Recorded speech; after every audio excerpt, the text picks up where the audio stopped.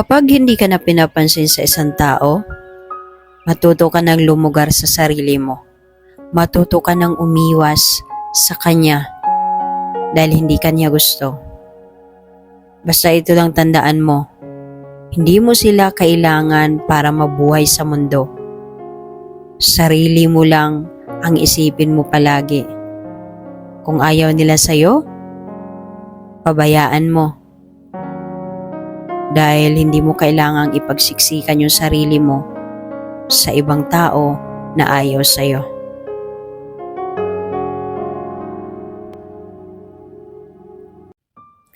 Alam mo, sa totoo lang, wala ka naman dapat talagang kailangang patunayan sa ibang tao kung ano ang kaya mo.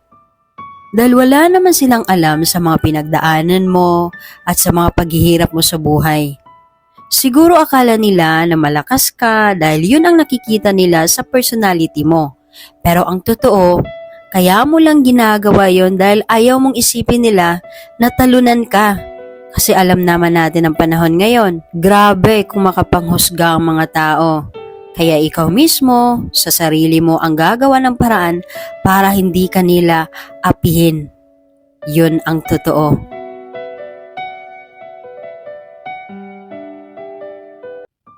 Kahit anong pagsubok ang dumating sa buhay mo, eto lagi mo tandaan, never give up.